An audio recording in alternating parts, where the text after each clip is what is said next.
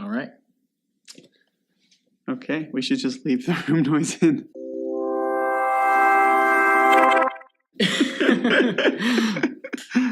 Just take in a little meditation and really just adjust to your surroundings. So we're transitioning this to a meditation podcast. It's a meditation podcast. And actually, our surroundings in this case are pretty dope. Oh, yeah. We're recording in my soon-to-be ex-office. Yeah. But it's an agency in Kentucky called Scapecchio. But we have a new cool office. And so we're recording here because there was nowhere else to record. It's a pretty good place to record, though. And Gil, do you want to talk a little bit about where you're going, vaguely? Sure. I live in Kentucky now, but I'm moving to Seattle, Washington to work at Amazon. Damn right. Yeah. And that's exciting. Yes, I'm very happy. Oh, it's going to be cool. I'm going to visit. Yeah, you have to. And then we'll have to start recording. We've always recorded these in person, so it'll be new to record these not in person. I think a lot of things might end up working out just better that way. Yeah. I mean, in person is nice, but I don't know. I think we'll be all right. Yeah. So, do we have any feedback? I'm not even actually looking at that list. Oh, I want to talk about Twitter. Let's talk about Twitter. So, this is feedback from when we talked about our home screen and apps. Okay. And I was using Tweetbot. Have you heard about Flitter? No. So I've been seeing it everywhere. They're like #1 on Product Hunt. They've been all over Reddit. But Flitter is this like new third-party Twitter app. It sounds like or at least from the guy that posted it on Reddit, it sounds like it was like an indie developer. It's a really nice, well, I'll get into that. But it's a really nice looking app. I did try it because I'm looking for a new. So basically, my issue with Tweetbot is it does everything that I want, but the icon is just so ugly that I want to get rid of it. That was immediately going to be my comment. Yeah. I was like, I don't have experience with, what is it, Tweetbot? Tweetbot. Tweetbot? I think, yeah, Tweetbot is what I'm using. It feels old, primarily because the only real interaction I have with it is seeing its weird logo thing. Yeah, it's actually really nice. There are like a few small things I would change about it, but the one big thing I would change is definitely the icon. But Flitter is this new one. It has a much nicer icon.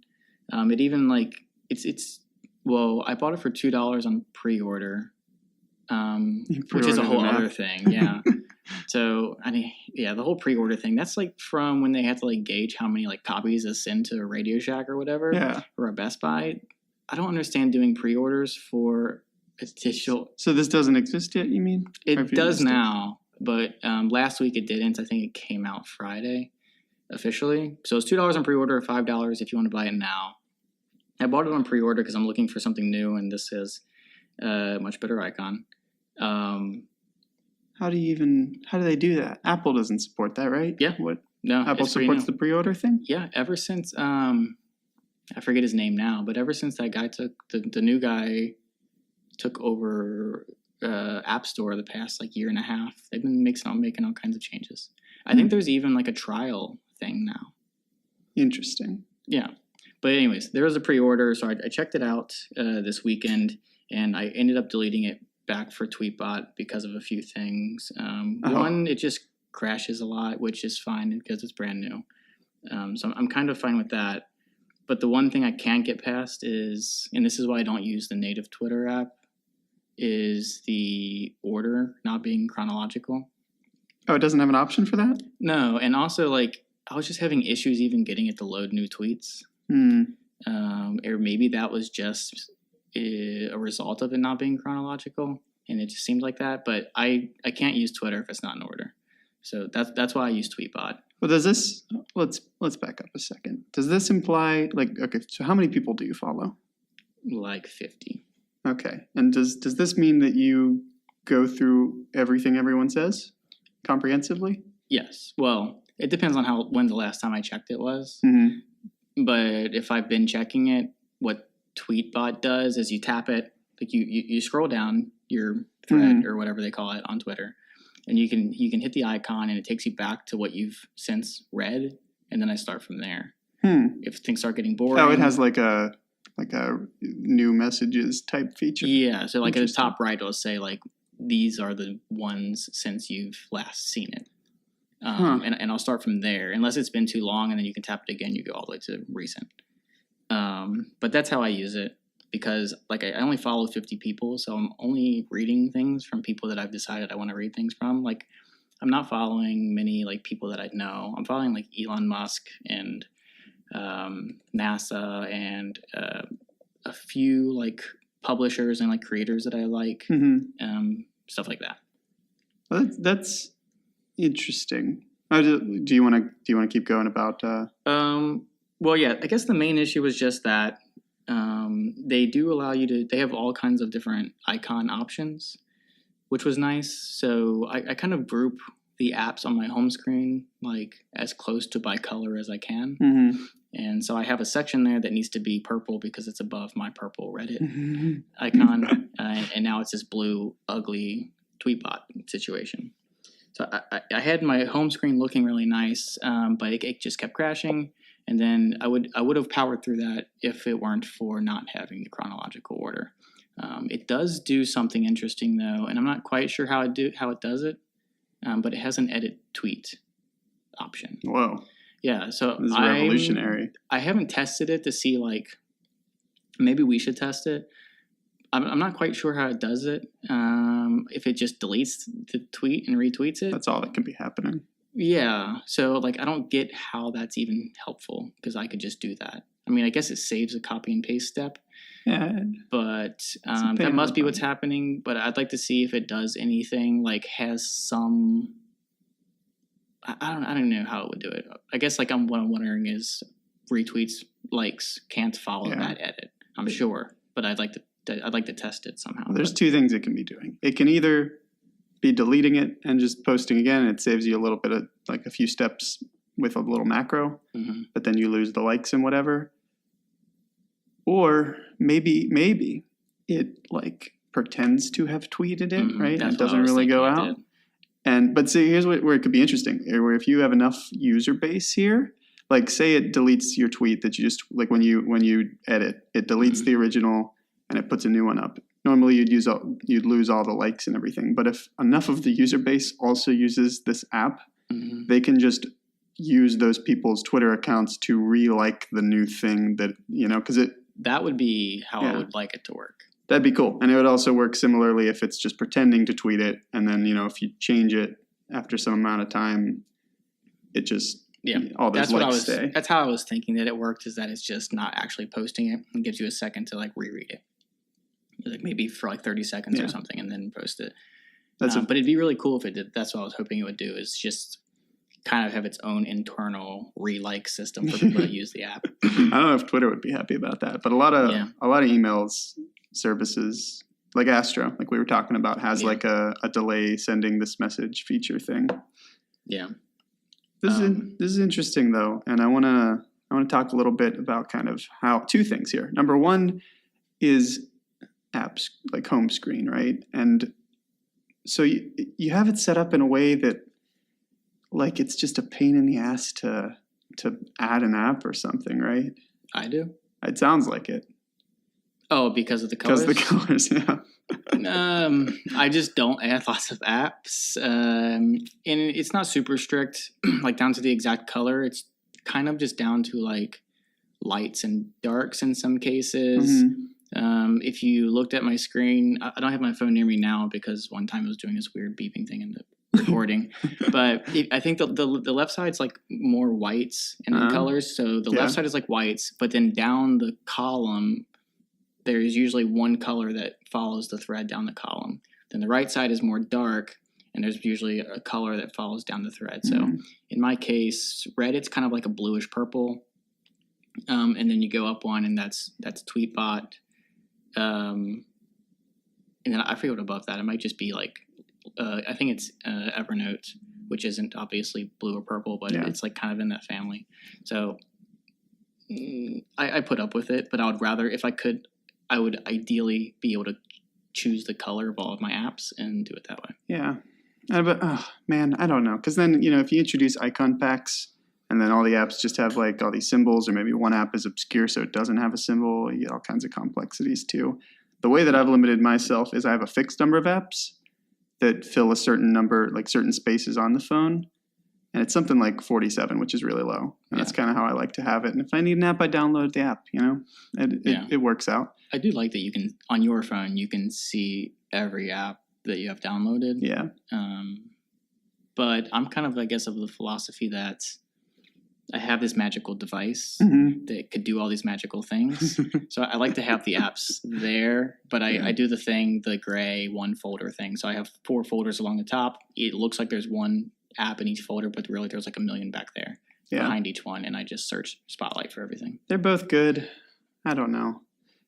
My equivalent of your color scenario here is that, so my background is pure white, and apps can be pure white. Yeah, that looks really nice too. Well, it can look nice, but it can also look atrocious. Like if I have certain all white background apps like kind of next to each other, you end up with like a weird gap kind of thing, look like in the folders and things. So yeah, but on the apps that aren't in folders, it like kind of just takes the shape of the icon in the middle, so it doesn't look like they're square icons. Yeah, which is cool. That's really all I had on the Twitter app, though. It also just like the ways that you like do things like and retweet. There's like gestures or like slide options in Tweetbot for that, which I prefer. So really, I want Tweetbot with the flitter icon.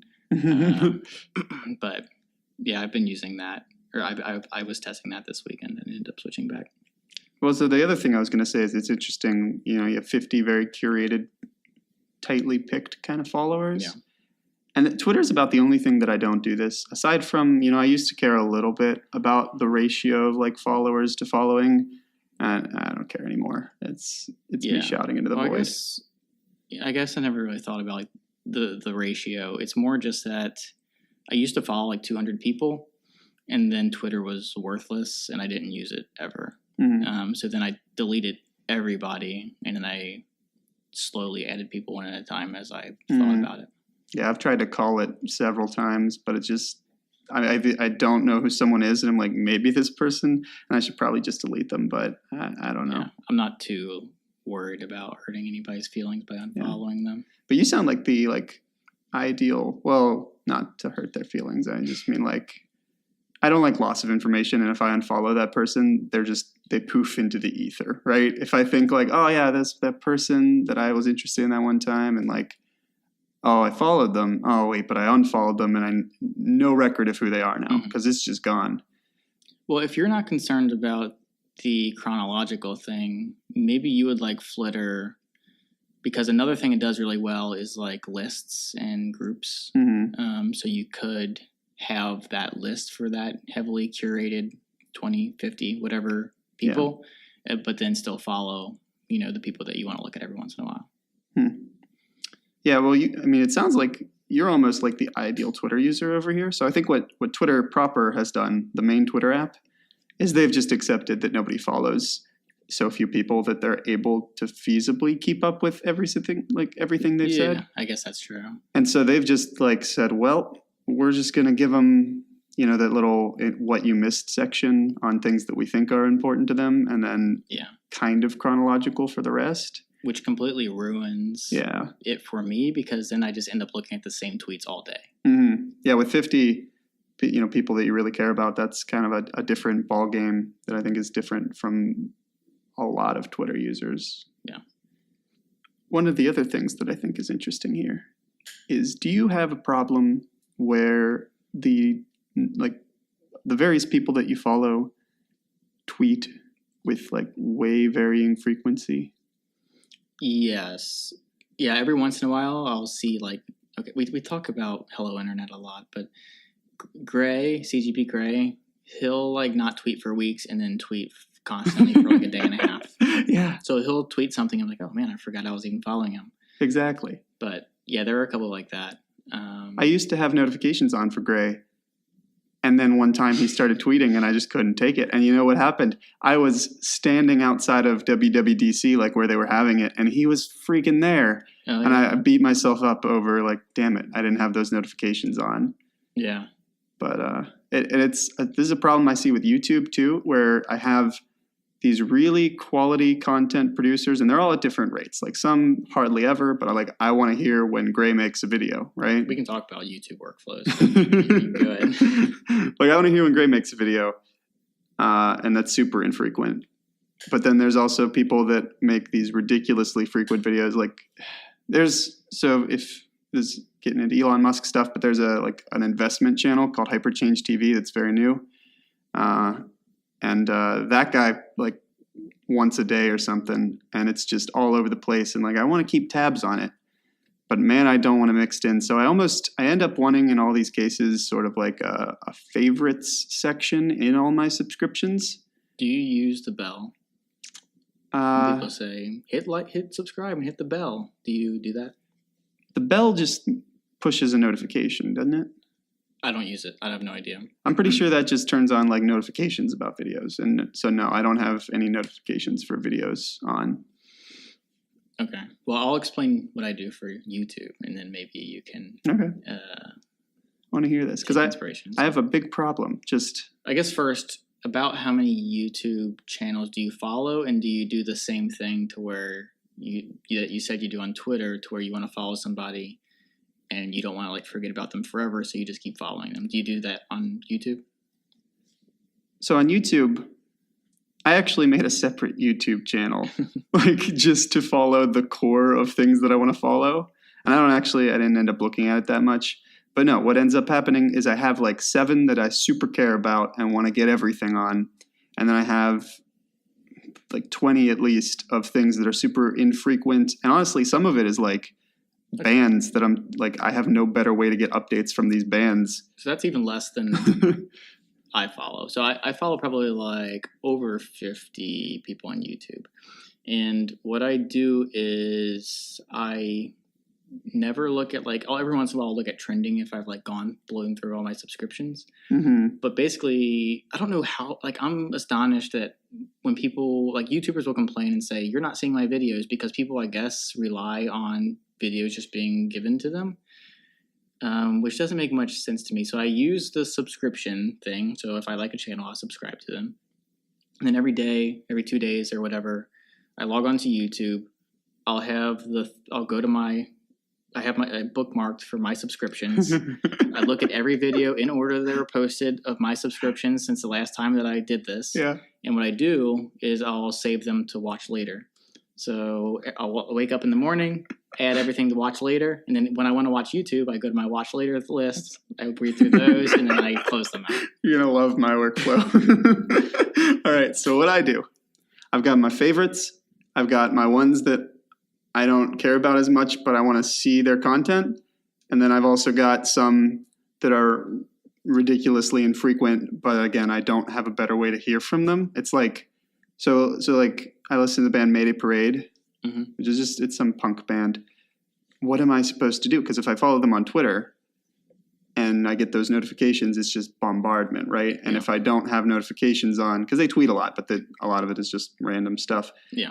But if I don't have notifications on, then I just don't see it, because I try to avoid the feed, and we'll get back to Twitter in a second. But anyway, there's some bands and things in there just so I get that video in my feed in case they're up to something, which is so stupid that this is how I get my information. You'd think Spotify would solve this problem.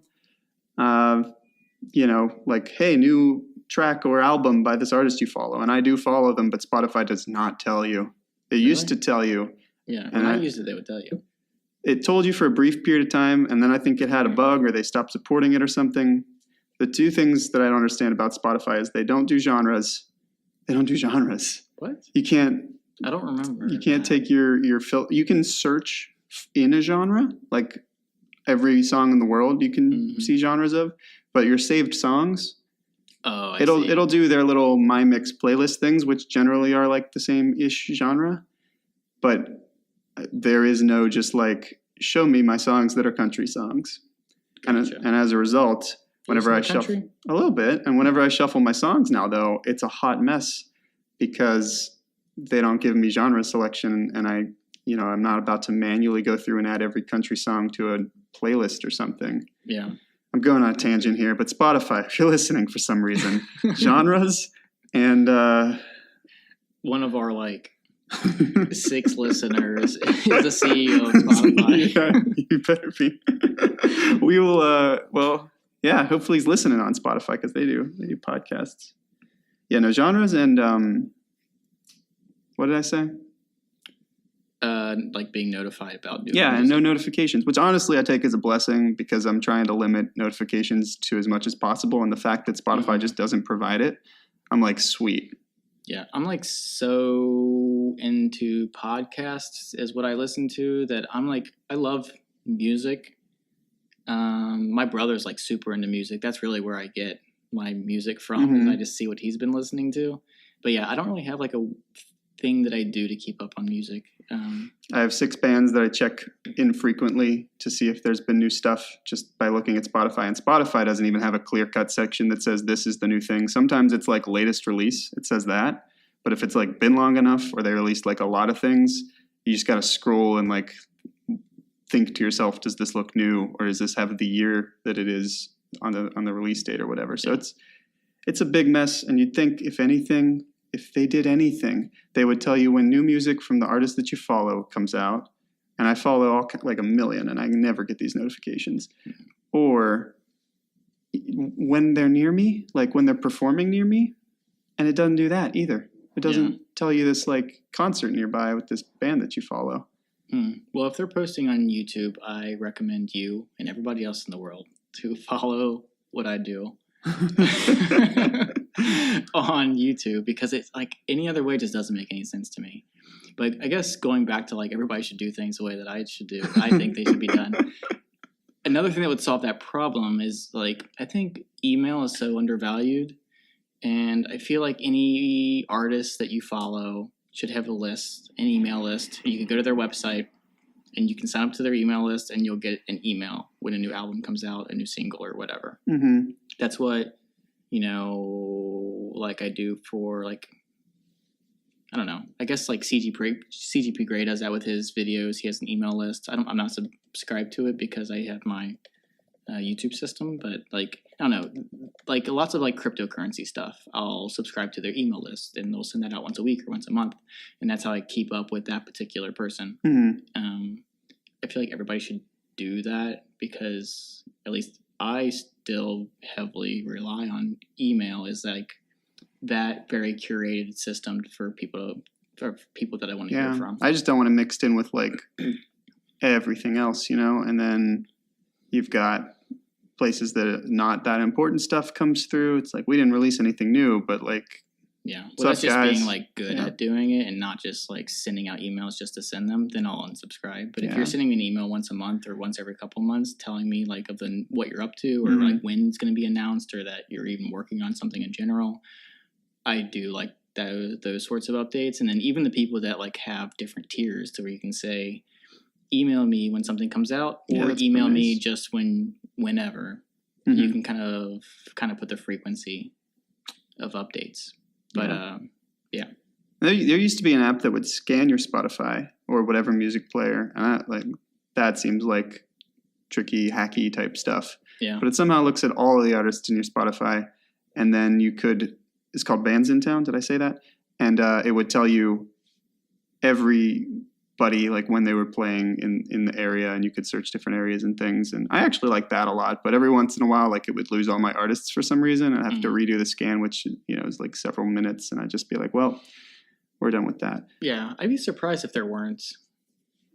I mean, you just said that this existed, but there's got to be something where you can just say, these are the artists I like, let me know when a new album is posted on Spotify or Apple Music or whatever. There should be, right? You would think. Yeah. But getting back to YouTube, so I do a really similar thing great. to what you have described. Good. So first of all, across Chrome and Safari, I have things that block every suggested thing. If I look at trending, there's just nothingness there. And the side channels, I don't want video recommendations. Okay, so I have that off to the greatest extent that I can. And you had mentioned that some people just expect their like homepage to give them the videos they want to watch. Yeah, that's madness. That's absurdity. Like people are begging people to hit the bell because people aren't looking in their feed. I've never missed anybody's video. Oh yeah, I don't. Why would you subscribe to anybody? I'm trying to understand the kind of person. Yeah. Oh man, I'm so relieved. They must just not understand it, I guess. But okay, so that's blank for me, and I don't look at trending. A couple times a day maybe, or whenever I'm feeling it, I'll go into YouTube. I'll go over to my subscriptions tab. I've tried to narrow it down a little bit so that I'm still following like a lot of people, like 30, 40 people. But the ones, the bulk of that is very infrequent ones. So it ends up being, rather than going through and saying like to each person I'm subscribed to, do I want to keep them around? I just, when I see a video that I'm like, this is dumb and it's cluttering my feed, I just unsubscribe that person. So if they're not posting frequently, they end up staying as a person that I subscribe to. Yeah, I've done that too. Like, I like you, but you're posting like 5 videos a day. That's messing up my whole system. It's an easier way to like slowly narrow it down. But so I go into the subscriptions and I find the place where I last left off, and I go down the list and I hit watch later. I add it to watch later. Awesome. Which is the default channel that YouTube has, right? Yeah. The watch later thing. So I add these videos to watch later, and then whenever I get around to it, I go over to watch later, and I just kind of play through them. So that's pretty similar to you. But here's where it gets a little bit trickier. What I will do is, rather than pay for YouTube Red, I'm not going to pay for YouTube Red. I have YouTube Red. I had it. And I hate ads that much.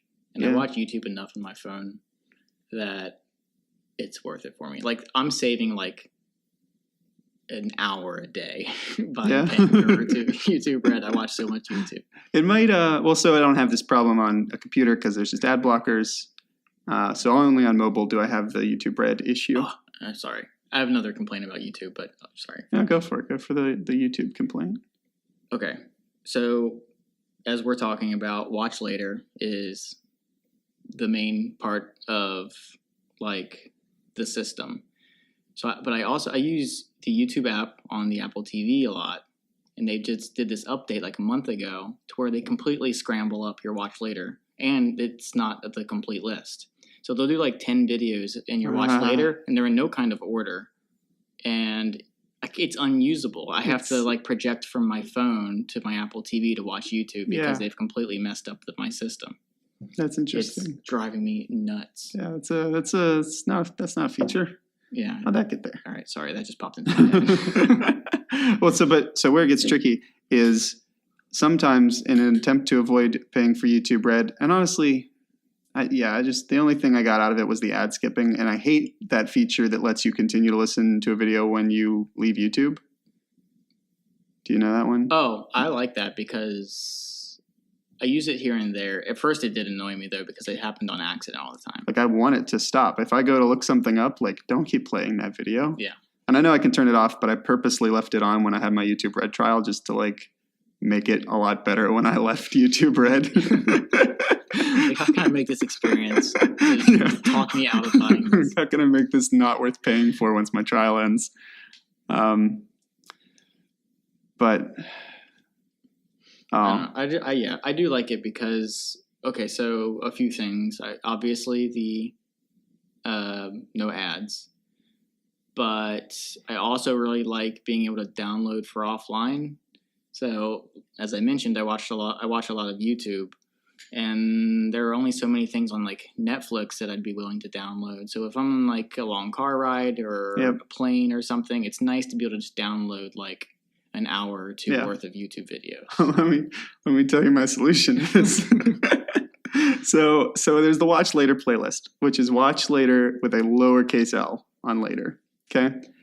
I have created for myself a new playlist, because you can make your own, called watch later with a capital L. Okay. And it's very confusing because I think YouTube might have recently switched to capitalizing the lowercase L. It's lowercase. I'm looking at it right now. Okay. I don't know. But, so like, if you click on the default watch later playlist, it is a private playlist and you cannot make it public, right? Mm-hmm. And public is key for me using, there's a service or like an API web program thingy called YouTube DL. Okay, yeah. And so it lets you just download YouTube videos with little scripts and But you're downloading terminal. like MP4s, like you have the files. Yep. Yeah. Downloads the MP4s, but so you cannot give it the default watch later playlist because that playlist is private, and the little script would need some kind of authentication to see my watch later. So I have a second watch later playlist that I will add things to that I want to download. So I'll add them to watch later by default, like man, it's hard to talk about this. I'll add it to the default watch later channel because it's a little bit easier, because instead of hitting like add to playlist and then watch later, I just hit add to watch later. And if I get to the point where I'm on some kind of long car ride thing, I will transfer things that I want to download over to the capitalized watch later playlist, which is public. And then I have one script. I open up terminal, I paste it in, change nothing, just paste it in, hit enter, and it downloads all of the videos in watch later to my desktop in a folder called watch later. Okay, that's nice. Which is pretty smooth. But you have to do that on the desktop.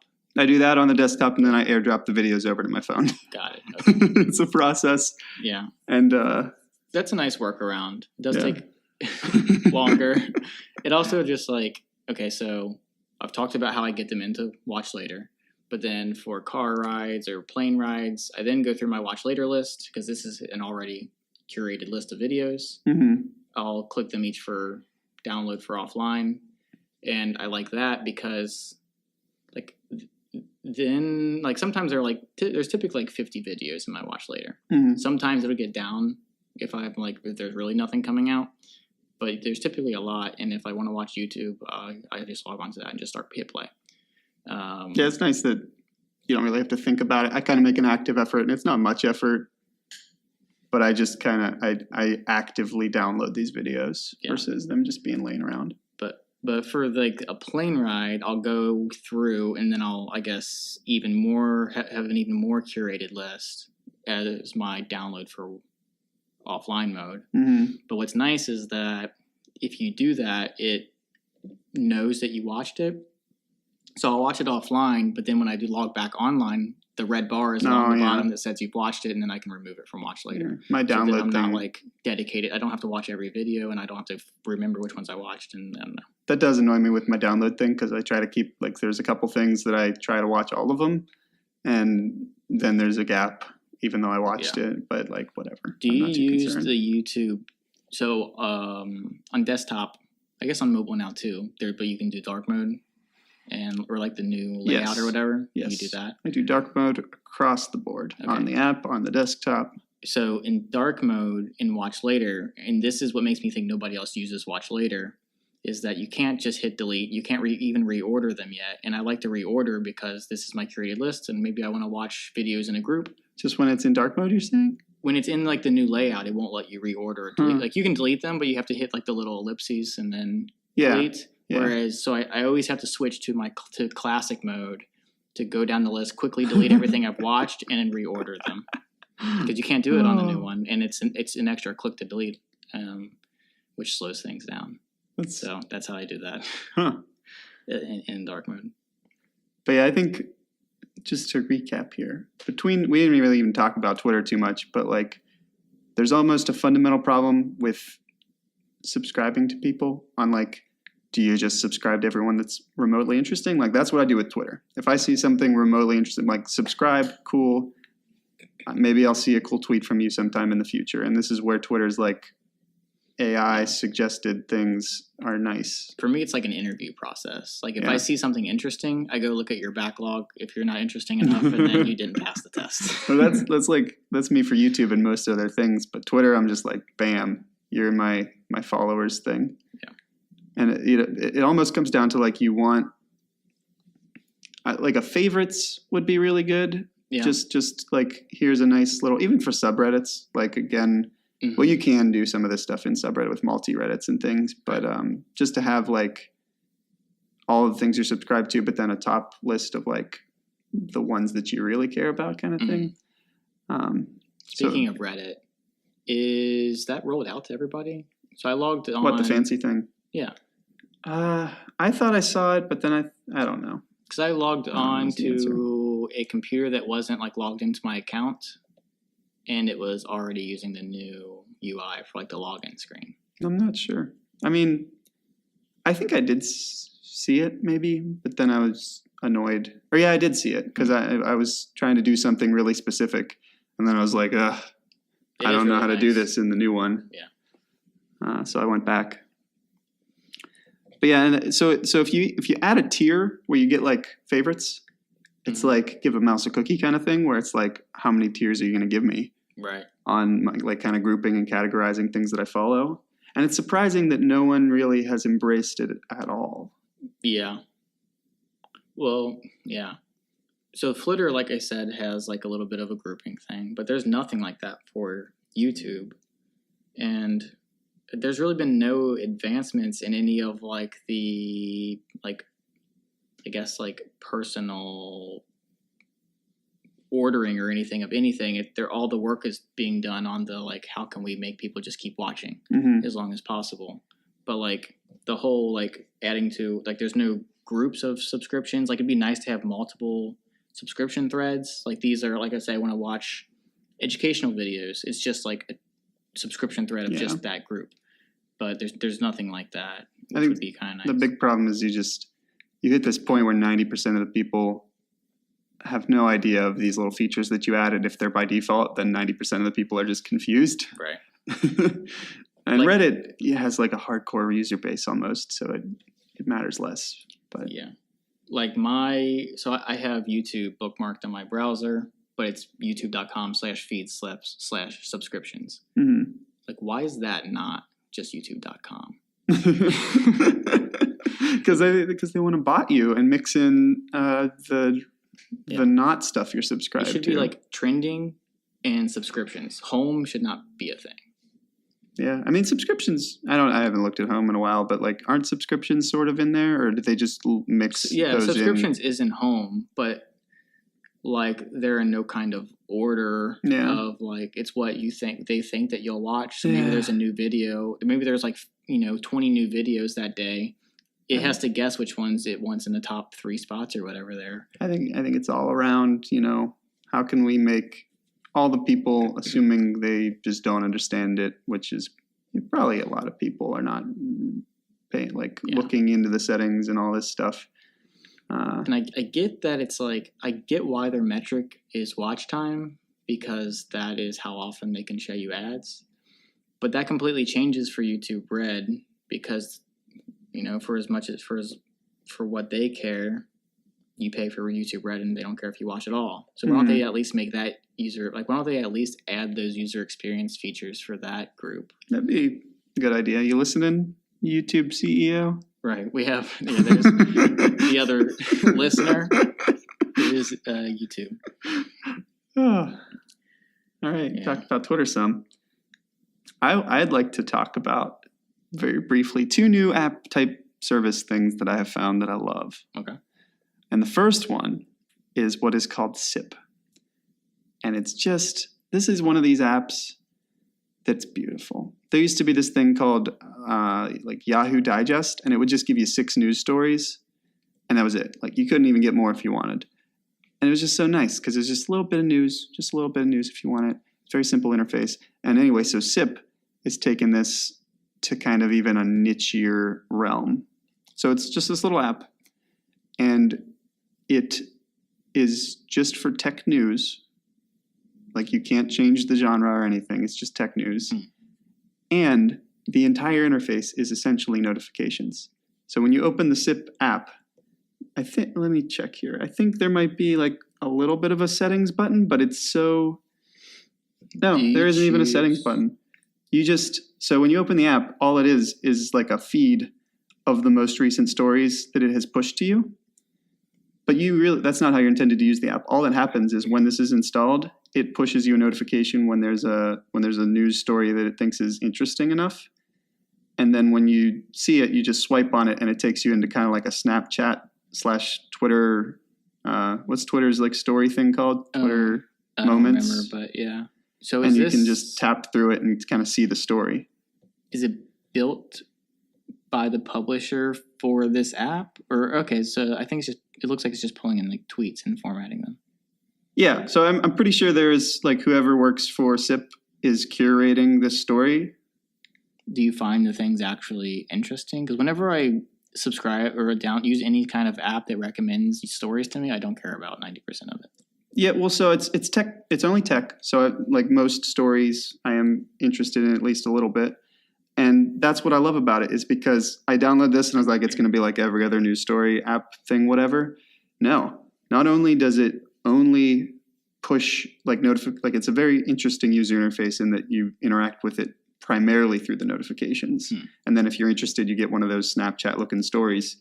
But also, is there enough information typically in the notification that tells you what the gist of it? Yeah, so let me just go down here. It's like this is one I got like just now recently. Instagram is adding music to stories.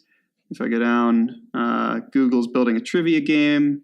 Okay, so it's just little snippets. So the end game isn't necessarily click on the notification. That is the interface. Square acquires Weebly. It's just little bits of news. And so this is almost maybe their problem, but I love how infrequent it has been because it's called SIP. And I was like, yeah, right, you're going to give me at least several a day. No. Yeah. It's like every 3 days or something. Every 2 days you get one notification. And it's like, I might try that. I really like the frequency. It seems like almost it would be in their best interest to have a little slider and the user gets to pick how frequent or something. Yeah.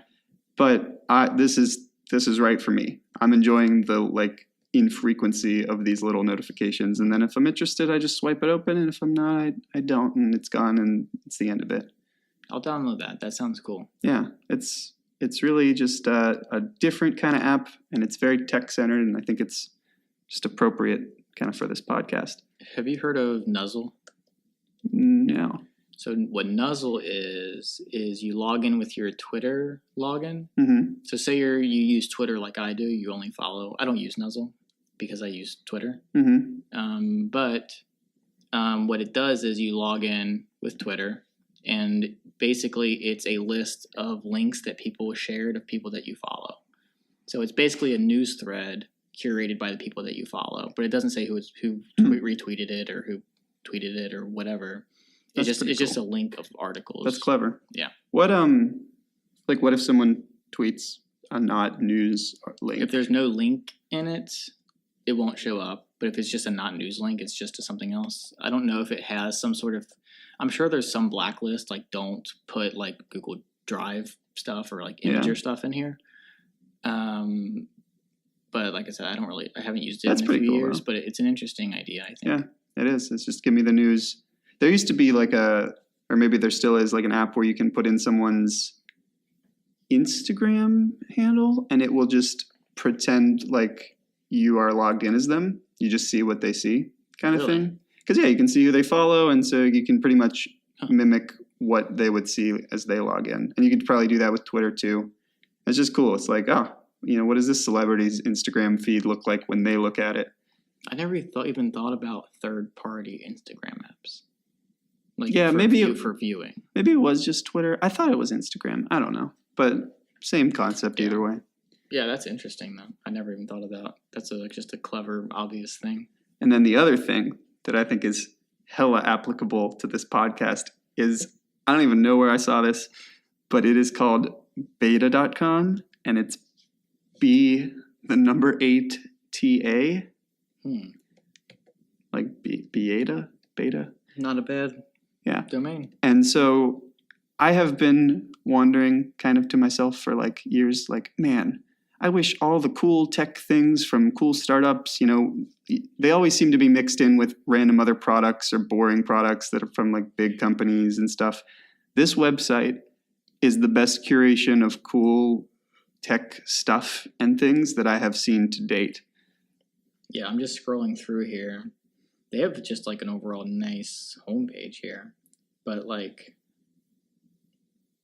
I don't know, they have some cool stuff in here. So their tag here is retail store designed for trying and buying new tech products. And actually that makes me wonder if this is a physical store somewhere, but it's also definitely a website. And it's just so comprehensive. Yeah, they have stores in Austin, Oh, there's one in Seattle. That's even freaking cooler. So I'll check it out. Please do. Yeah. But I love, I'm sure plenty of stuff is missing, but I have never seen a place where everything seems somewhat interesting to me and like definitely looks like it belongs. It's usually there's some stupid things. Like Amazon has this thing called Launchpad. Have you seen that? Yeah. It's not great.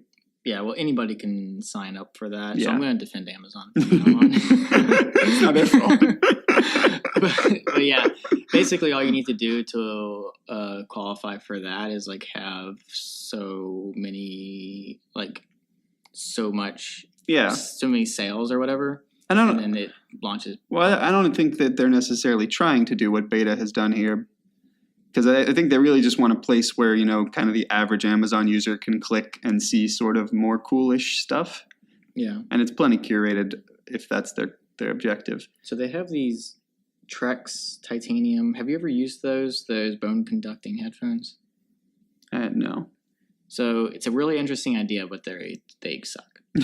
But what it is it like wraps around your ear, and then there's like this little pad like under your ear, and it vibrates the bones or whatever. So yeah. It's kind of feels like you're hearing it from like inside your head a little bit, but it's not going through your ear. So that way, if you're working in like, I guess the ideal use case would be if you're working in like a warehouse or a factory or something, or you're even just walking down the street and you need to be able to hear things around you still, but you want to listen to music. Yeah. The issue is that it either A, is too low that you can't hear at all, or too high that everybody around you can also hear it.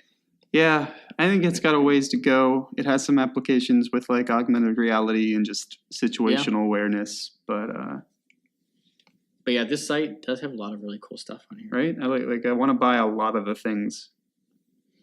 Yeah, it looks like a place that I could just spend, like, if they let you actually like touch and use things, I could spend an hour in there and just like play around. Yeah, so it's like it's a cool version of Best Buy. It's like a really modernized Best Buy. Oh man, I was in Best Buy last week. Every 10 steps, somebody asks if they can help you with something, or oh man, we just went in there to buy a phone case, and it's basically a cell phone store now. We walked in, and there's just like cell phones, and then in the back there's TVs. It's like an H.H. Gregg / like Sprint store. Did we want to? We still haven't even gotten to like the main topic. We haven't. So do we want to talk about what's the name of the documentary? It is called "Do You Trust This Computer?" Okay, so this documentary is about artificial intelligence, kind of the dangers of our artificial intelligence, and that's actually one of my complaints. Is it seems like it lacked a like cohesive argument. Like it made lots of arguments, but it didn't have like this is the takeaway. Other than I guess like I don't know. It was kind of chaotic, I thought, but it did have lots of really cool points that I wanted to go through. But yeah, that's just the one thing I think is that it kind of lacked an overall, like this is the problem and this is the solution. It was like lots of subplots. Yeah. Well, I think maybe part of the point was that like there's not a great solution. I don't know. But yeah, what we're doing now though is definitely not the solution. I see what you're saying though, and also it has a bit of a like almost Hollywood vibe where it's like just some of the like animations are goofy and they're like trying to. It looked like it looked like a TV show in the 90s made what they thought a documentary would look like in 2018 about AI, because it was like all like lots of like brain graphics and lots of circuit animations. Yeah. I was scrolling through it before we started here, just like scrubbing through it. Yeah. And like half of what I saw was like weird animations of stuff and just abstract. Yeah. If they like cut out a lot of stuff though and kind of made it even up like a podcast, like just audio, it could have been good. But it did make a lot of good points. Elon Musk was in it. Some other people were in it. I guess the main argument was that artificial intelligence is a danger to, I guess, humanity. And, it's not an issue yet, but in 5 years, 10 years, it will be super intelligent compared to us, Mm-hmm. and by then it'll be too late. And the issue with that is, like, we can't go backwards from here. We can't stop using computers or cell phones. So it's kind of like, what are we going to do? They proposed a few kind of vague ideas, but mostly just like around an openness of it, and have no one person have created artificial intelligence. And I guess just to get a little bit into like why it's dangerous. So everything is run on computers.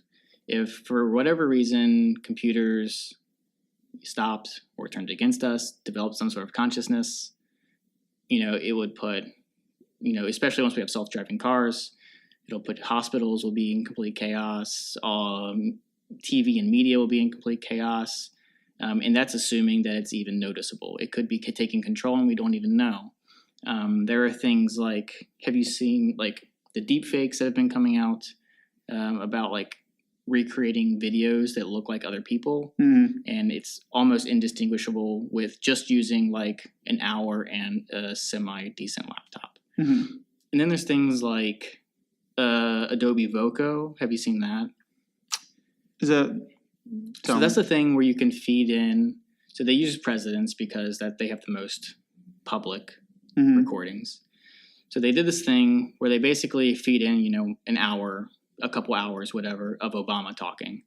And then basically you can just type or say anything and it sounds exactly like Obama is saying Mm-hmm. it. So you match that up with something that's controlling his face. So they've even done things like this, and they can make Obama say anything, like he's giving a speech to the world. And, say artificial intelligence has some agenda, or say we've programmed it to make the world happy, but it doesn't do it by, making things better for us. It does it by manipulating us maybe. Or maybe its idea of the world being happy is killing everybody because it's impossible to make the world happy. We accidentally code in some sort of endless loop and it doesn't understand or whatever. And I guess the idea is also like the example that Elon Musk gives. And if have you read Superintelligence? I have not. So Superintelligence is this book.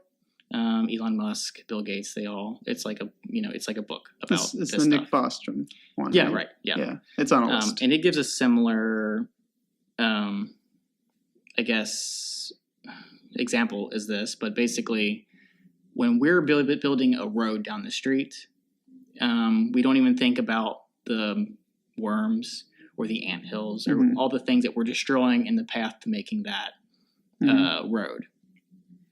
So and it's because we're like so much more intelligent than the worms and the ants or whatever. So, 20 years ago is when the Atari was created. And that's when computers had first started, not 20, 30 years ago or whatever. And then maybe like 60 years ago, a computer was invented. In the grand scheme of the world and time and humans, that's nothing. And it's saying like, okay, what's going to be 60 years from now? There'll be computers smart enough to create its own simulated universe and consciousness and ideas and agendas. And every second in a computer is like a lifetime for a human. And by the time that like neural network kicks in, it's like an exponential growth of intelligence. And then all of a sudden we're nothing to them. So that's the overall theme. That's the overall scare. And then kind of like what the issue is. And then it goes into these things here and there about how to potential ways to fix that.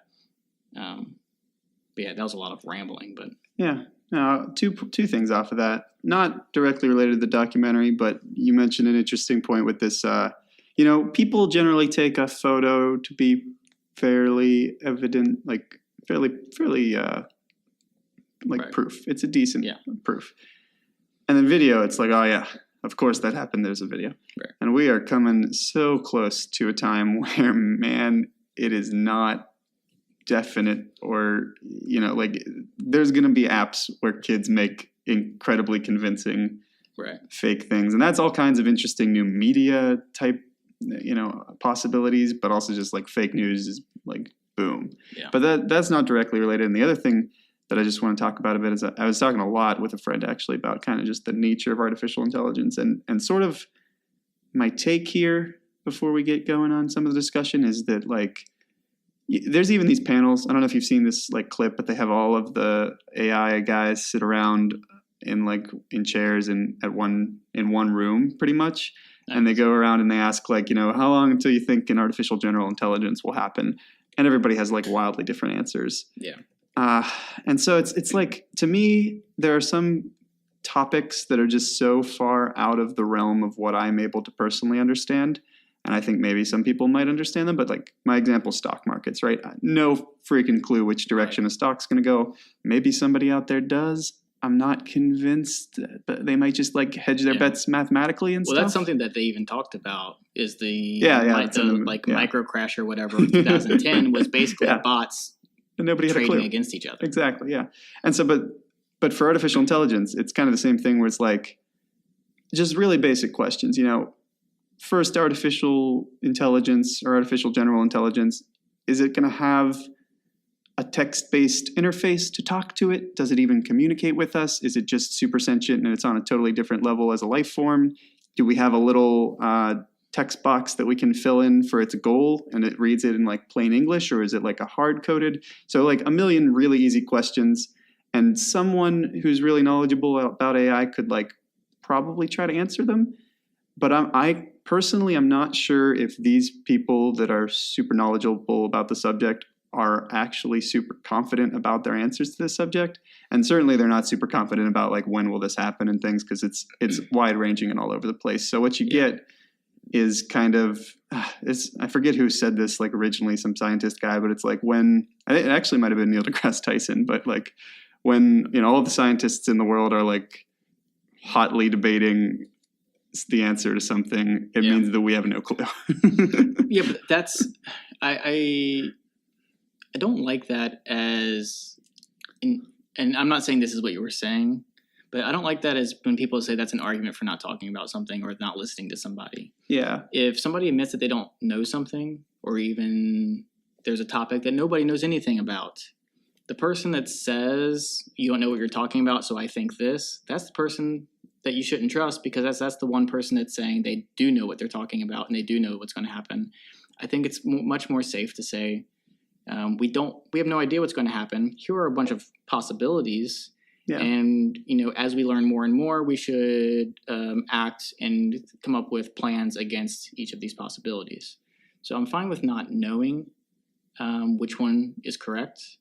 But that I don't think that means, and again, I know I'm not saying this is what you were saying, but I don't think that means that we should do nothing because nobody knows. No, but I'm mostly saying so many of the assumptions and things that people are talking about, it's like, why are you even bothering? Because one, there seems to be so much debate that we're not certain on these, like, when is it going to happen type questions.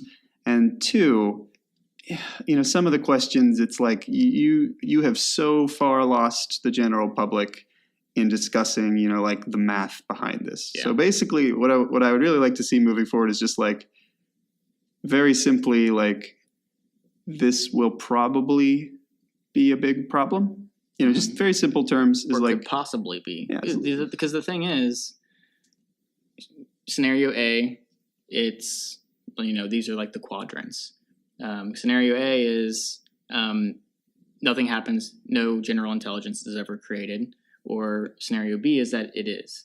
And then within each of those, there is where we do nothing and where we do something. If we do nothing, things turn out bad for us in two of those quadrants. Yeah. But if we do something, things only turn out bad for us in one of those quadrants. So it's much safer for us to assume that it will happen instead of assuming that it won't happen. Yeah. But that's like as far as you can go. You might as well just be like, super intelligent computers, they're going to happen sometime. Right. We don't know how it's going to work. We need to regulate this. Right. And that's like the end of your argument, because you can't.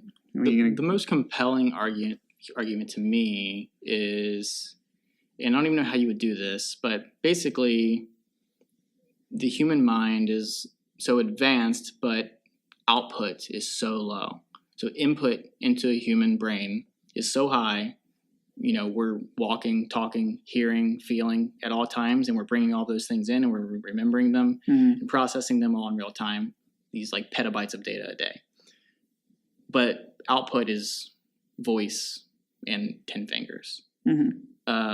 So I guess the goal would be to, instead of evolving artificial intelligence separately, co-evolving it in some way into a human that increases our output. That way, if there is some big, cyber war, a human is involved somehow and can compete with that. And then the other one is, instead of creating a general intelligence, create many specialized intelligences. Which I think taking both of those paths seems like a good plan. Like, we shouldn't be stifling innovation because, again, we're not going to go backwards. That's like the Unabombers like methodology, is just wipe out the whole world and we'll all start over and like live out in the woods. That's not going to happen. So we need to like. There's a certain appeal. Yeah, right.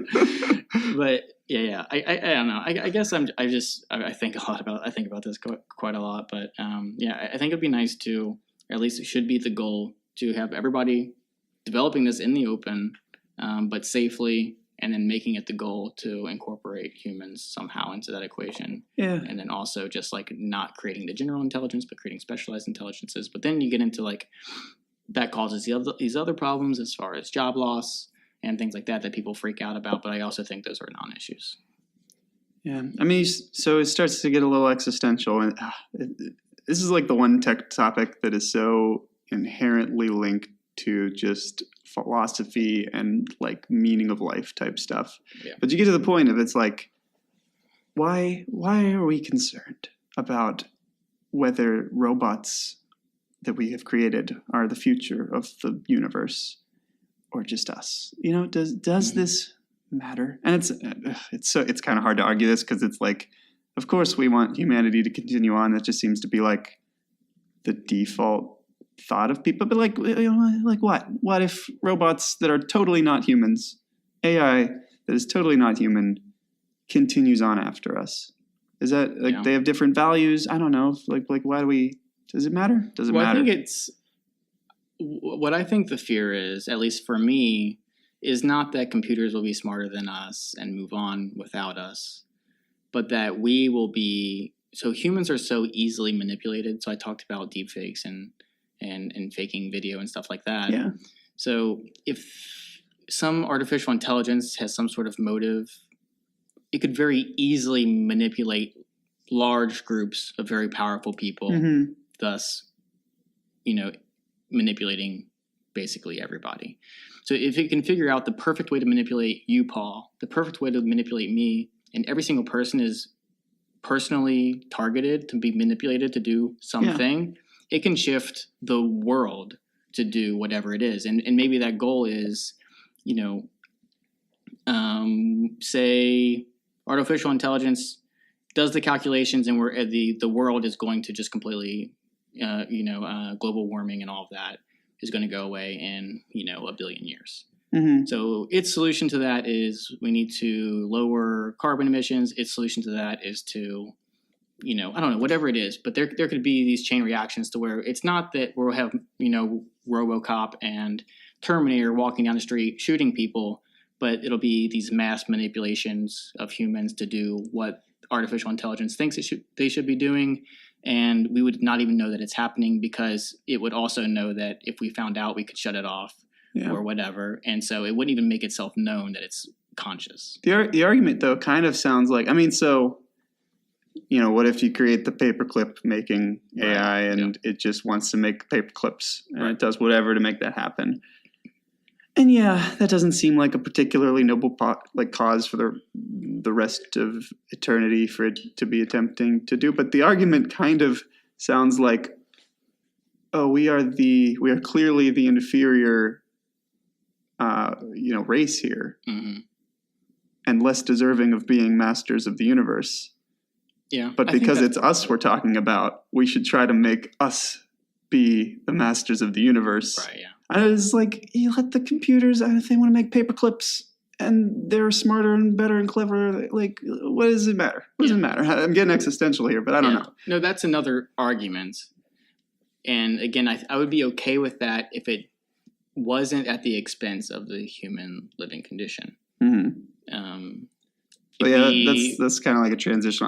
I'm mostly saying like long term here. If humans aren't like merged with artificial intelligence, it's like, what's the difference if it's a thing that we've created and and that's something we've never, in the history of the universe, humans have never had to face anything even closely competing with the intelligence of humans. So it's some sort of like, I don't know what the word would be, like just like pride or arrogance or whatever. You know what we've had to face? We've had to face children and raise them. And it's kind of feels like, you have kids, you die, the kids continue the race and everyone's happy with that. But like nobody's happy with have robot AI children and then you die and then the robot AIs continue whatever the goal was. So it kind of sounds like as long as the robots are on the same, mindset and value system, like there shouldn't really be a huge problem with just them being the future of humanity and humanity not really having been merged aside from just mutual value sharing. Yeah, and I guess that's another thing is that one of the arguments as far as like the values, so you've heard of, actually I even forget what it's called now, but it's like the law of robotics or whatever, like the laws like don't hurt a human. Asimov. Whatever. That. And then there are like loopholes and stuff in that system that could lead to destruction. But I don't really have a point here other than like, yes, you say robot make me happy, but instead of making me happy, it just like injects me with dopamine. It's like, so there's where we hit this like, well, shit, what is the human goal? Because if it is make us happiest, why aren't we, getting the dopamine mass produced? And because that cannot be our goal, right? That's not what we're doing. But in superintelligence, the theme seems to be there's so much unspoken language between humans that you know what I mean when I say I would like to be happy, whereas robots or computers are generally so literal. I guess I'm just saying I'm kind of like dubious of that argument because if we do have this general intelligence, it would instantly have read through and understood the entire history of all human conversations that ever been recorded. It would know what you mean by that. And it's interesting though that before we figure all this stuff out, like definitions and mission statements and goals and purposes, it is possible because of this just kind of evolutionary, how AI happens, where it's just throw things at the wall and see what sticks, basically rapidly generate and just test it and see. It's possible that a thing will come about before we come even close to establishing kind of what we want the thing to do. Yeah. Oh, yeah. One more thing I wanted to talk about with that is, so let's assume that things progress and there is not some world-ending superintelligence. Then the fear is job loss. So I was thinking about this, and I feel like, okay, so look, even 100 years ago, the typical person wasn't working 9 to 5. They were working 12 hours a day, in the farms or building or being a blacksmith or whatever they were doing.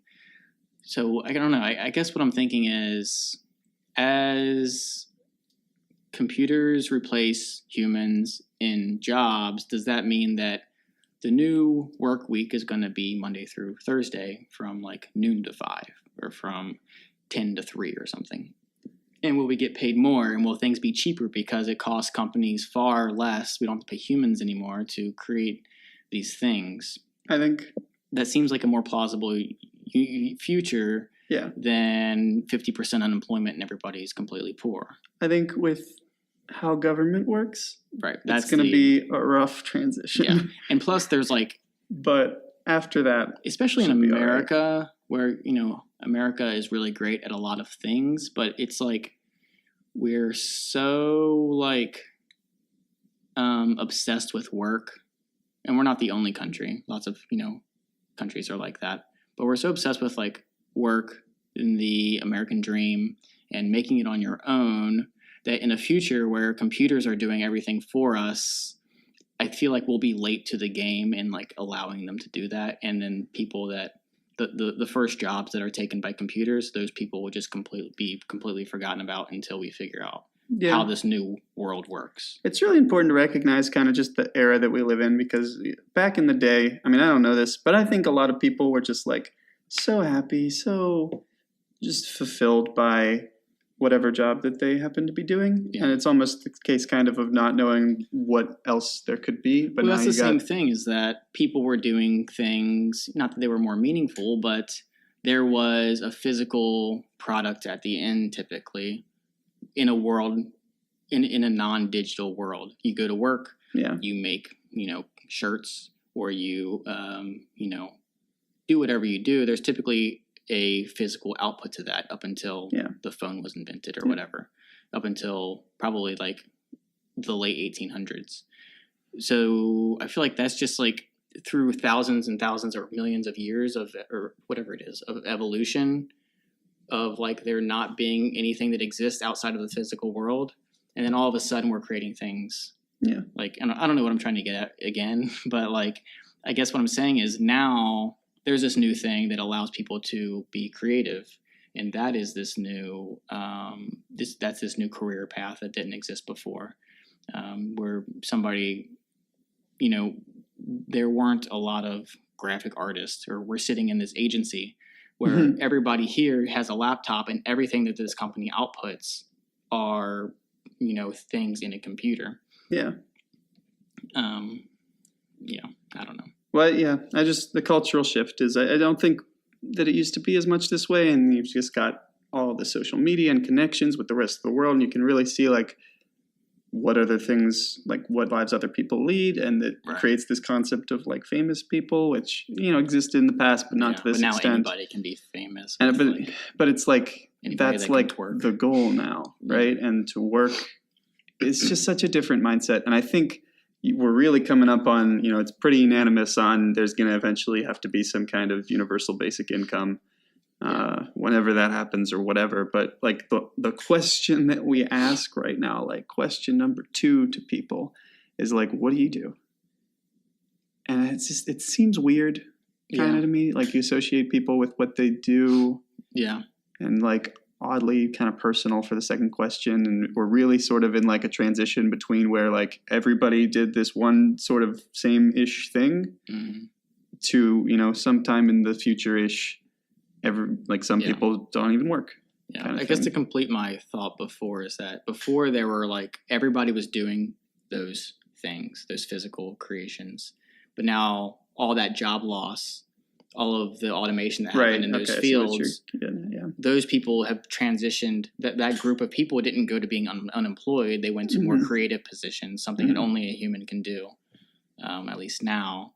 But I think I'm saying that like there is, they lead people to doing more fulfilling work, more creative work, people doing just what they want. We're doing a podcast right now. It doesn't make any money, but it possibly could. Podcasts make money, I guess, in general. People can say I'm a YouTuber. People can say that I'm a writer. There were far less people that could say that 30 years ago. Yeah. Well, so I'm going to put you on the spot here, Gil. Oh, man. And let's say we flicked a switch. Let's say this is how it works, because we don't have a clue if this is how it would work. And probably a lot of people think this is definitely not how it will work. But let's say that we flick a switch on a supercomputer and a new general intelligence is born on the spot, and it's like, hello, what is my goal in life or whatever? Okay. What do you say to that? I would kill it. I would not trust any answer. You get to give it the purpose. I'm saying I wouldn't trust it. I wouldn't trust the specifics of my answer, especially in like these 5 seconds of thinking of what I could say. Like maybe it's a mathematical thing. Maybe you just instill values with like all of the culture. Although we saw with the Tay robot thing or whatever it was called that Microsoft did. I think Microsoft. They made a Twitter personality. Oh, the one that got super racist. Yeah, just immediately racist. So, like if you're just pulling from the internet, maybe that's not but the even best like personality say, we're going to get out of it.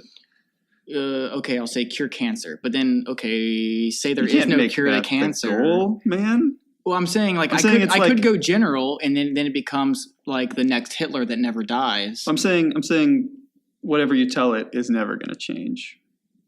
That's even scarier. Well, I'm just saying if that was the scenario. So this is to get at like if that were the scenario, I would kill it. I have this personal theory here is I think that we're going to create some form of intelligence that.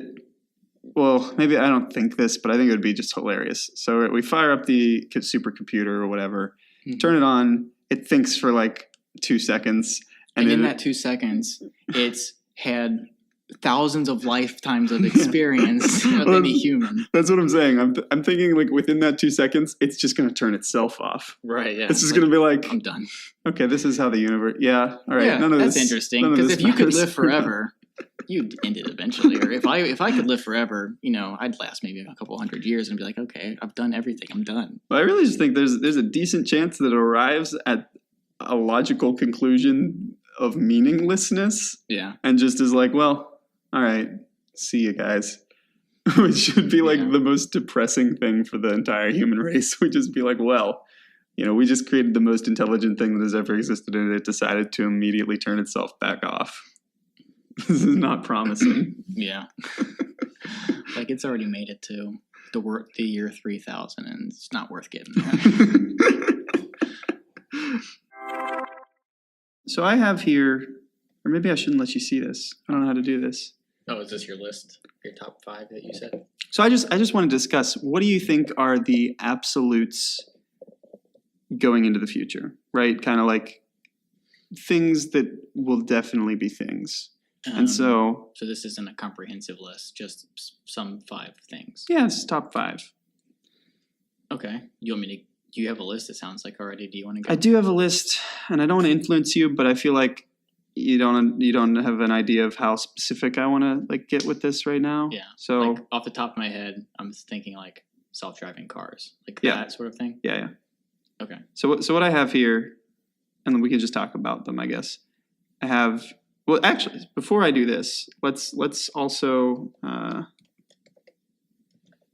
so in a little bit different of a way, Elon Musk back in like his college days composed a list of 5 things that he thought would most affect the future of humanity. If you remember that, and this is kind of based on that, but it's a little bit different. So back in the day, Elon sat down and he thought to himself, "All right, the big things are going to be AI." Genetics, or space exploration, sustainable energy, and the internet. Because it was like that one was it was back in the time when like he nailed that one. And so for the internet, he did several things. He did PayPal and Zip2 and things like that. X, which turned into PayPal. Sustainable energy, Tesla, Solar City, which his cousins started that, and he like basically was like, "You guys should start a solar company." That's him. He's like, "I'm too busy. Somebody please do this, and I'll require you in a few years." Sustainable energy, space exploration. You got SpaceX. AI. He founded OpenAI, but is now.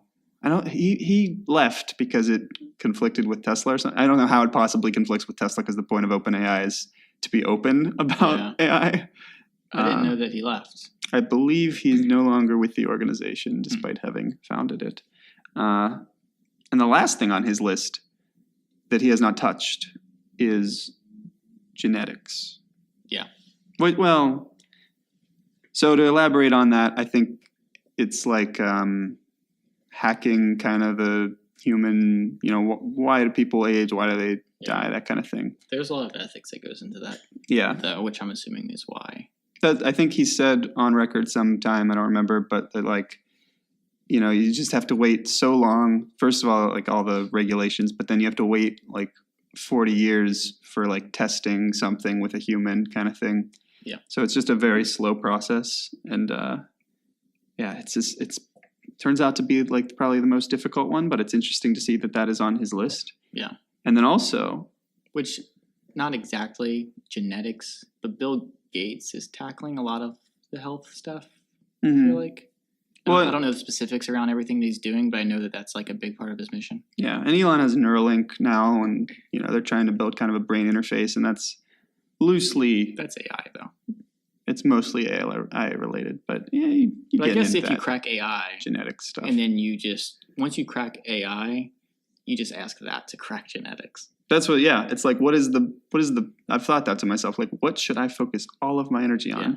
Oh, the thing that will solve all other problems upon its creation. It's kind of an easy pick. Not that I have focused all my energy on AI. Do you have a supercomputer? But I thought that would logically make sense. Right. But so then also recently, I think somebody asked him and he kind of like sputtered through them. And I think the things that he said were still pretty relevant were artificial intelligence, which, genetics again, which hasn't really touched. And then he added in his neural lace, which is Neuralink, the brain-computer interface. Okay, I don't know a whole lot about that. That's just Nobody like the does. whole. Okay, they're just trying to recreate a brain and for AI purposes. Neuralink? Is that what that is? No. What is that? So this whole thing where you were talking about it, where you want to merge people with. Oh, okay. Yeah. So it's okay. I get you. So the Neuralink, the company is working on a neural lace so that there is a brain interface with computers that allows us to just have better bandwidth to compare to these AIs so we don't just become their pets. Okay. I don't know a whole lot about that one. Yeah. Well, there's almost no information. They have office space in San Francisco, like in the same building as OpenAI, actually. Oh. And are they still a part of that? They're a part in that they're so closely related, but no, they're separate entities. Is Musk a part of that, I mean? Oh, yeah. He's a part of Neuralink for sure. Yeah. But that is about everything that everyone knows. Got it. There was a news story that they were doing like some animal testing, which would make sense. So it's not really surprising, but that's about all there is for them right now. And I think they're very early stages and all. So yeah, even like I've seen things about like blind people and like they can not see, but they can see like very vague kind of black and white shapes, no gradients into the details, but like they can see like blobs. Yeah. Even that's like insane. And then there are people that like can have these prosthetic limbs, like an arm, and they can turn it and close it. Like that stuff is just insane, but in that stuff that's happening now.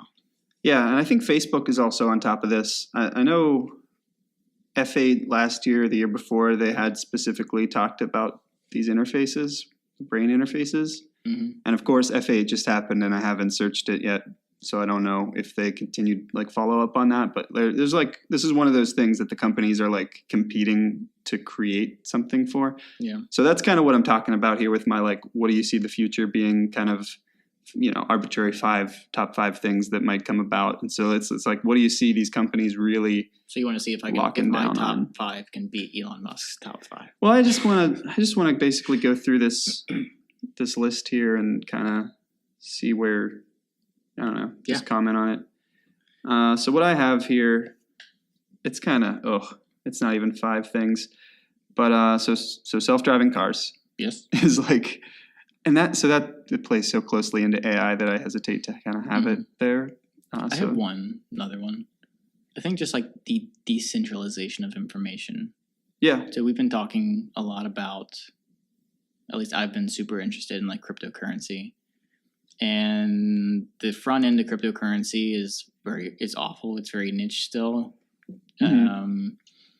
But there are lots of like great applications in the same way that nobody, regular people didn't use the internet when it was just universities sort of thing situation. Yeah. But yeah, I guess there are lots of really cool projects around decentralized internet, decentralized, obviously, currencies. So I guess I would say a more decentralized global world would be one of those things. I have blockchain written here, and that's sort of my shorthand for it. But yeah. Okay, so I think that those Sorry, I just wanted to say one before you got into your list. I'm trying to think of things on the spot. Yeah, I could have prepared a little bit. So blockchain, self-driving cars, So AI, self-driving cars, and then drones. Drones are almost their own thing enough that I don't know if I should separate them out. Okay. What are you seeing as like a major world-changing use case for drones? I just think you have a lot of potential in just disrupting logistics. Yeah. Right? And it just seems like this is a thing like that. It feels so obvious. Google's got their project for like a vertical landing drone and everything, and Amazon's got like a functional almost drone for delivery. And it just feels like I'm just kind of looking like maybe 20 years into the future here and like what is definitely stuff that's happening. And I think... Do you see that being more practical than self-driving semis and renewable energy? That's why they're similar. They're similar. Elon's were a little bit more abstract, and because he's like renewable energy, and like I said, he has his continuing list of things. So I don't really want to like add to that because I think he's if I can modify drones to just like general robotics. Okay, so something that's a good way to put it. Like search and rescue, you just like something like what you were saying in the scenario being used for murder, but instead using those flying swarm of robots to find lost kids, to find... Are you lumping self-driving cars? I guess I'm lumping, no, not self-driving cars, into robotics. Yeah.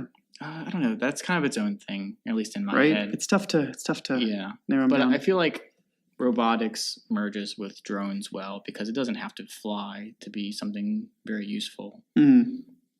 Even things like, there are the volcanoes erupting in Hawaii, and maybe there are better ways to do this, but if you can put these like semi-intelligent things, it's just really basically crawling through the earth, measuring things that maybe couldn't be measured otherwise,